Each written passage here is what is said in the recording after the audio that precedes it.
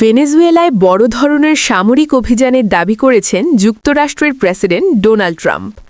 তার বক্তব্য অনুযায়ী শনিবার ভোরে চালানো ওই অভিযানে ভেনেজুয়েলার প্রেসিডেন্ট নিকোলা মাদুরো ও তার স্ত্রীকে আটক করে যুক্তরাষ্ট্রের হেফাজতে নেওয়া হয়েছে। বিবিসির খবরে বলা হয়েছে, মাদুরোকে ঠিক কিভাবে আটক করা হয়েছে কিংবা তাকে বর্তমানে কোথায় রাখা হয়েছে এ বিষয়ে বিস্তারিত তথ্য দেননি ট্রাম্প। এর আগে যুক্তরাষ্ট্র মাদুরোকে গ্রেপ্তারে সহায়তা করার তথ্য দিলে বড় অঙ্কের পুরস্কার ঘোষণাও করেছিল। তবে প্রেসিডেন্ট মাদুরোকে যুক্তরাষ্ট্রে নেওয়ার বিষয়ে ভেনেজুয়েলার সরকার তাৎক্ষণিকভাবে কোনো আনুষ্ঠানিক নিশ্চিতকরণ দেননি। অভিযানের পর রাজধানী কারাকাসে অন্তত দুটি গুরুত্বপূর্ণ সামরিক স্থাপনায় বিস্ফোরণের খবর পাওয়া যায়। এর মধ্যে শহরের কেন্দ্রস্থলে অবস্থিত লা কার্লোটা সামরিক বিমান ঘাঁটি এবং ফুয়ের্তে তিউনা সামরিক ঘাঁটির নাম উল্লেখ করা হচ্ছে।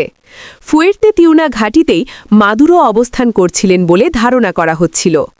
অভিযানের পর কারাকাসের বিভিন্ন এলাকায় ধোঁয়া উঠতে দেখা যায় এবং বেশ কয়েকটি গাড়ি ক্ষতিগ্রস্ত হওয়ার ছবি প্রকাশ পেয়েছে।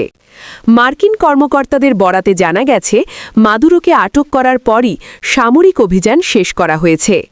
এদিকে মার্কিন প্রেসিডেন্ট ট্রাম্প এই অভিযানকে সফল বলে উল্লেখ করেছেন।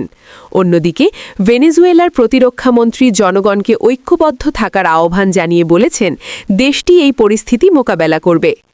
রাশিয়া এই হামলার যৌক্তিকতা নিয়ে প্রশ্ন তুলেছে এবং ভেনেজুয়েলার অভ্যন্তরীণ বিষয়ে সামরিক হস্তক্ষেপকে গ্রহণযোগ্য নয় বলে মন্তব্য করেছে। একই সঙ্গে ভেনেজুয়েলার স্বরাষ্ট্রমন্ত্রী দেশবাসীকে শান্ত থাকার আহ্বান জানিয়ে সরকারের ওপর আস্থা রাখার অনুরোধ করেছেন। বর্তমান পরিস্থিতিতে ভেনেজুয়েলার ক্ষমতা কাঠামো কোন পথে যাবে তা এখনও স্পষ্ট নয়।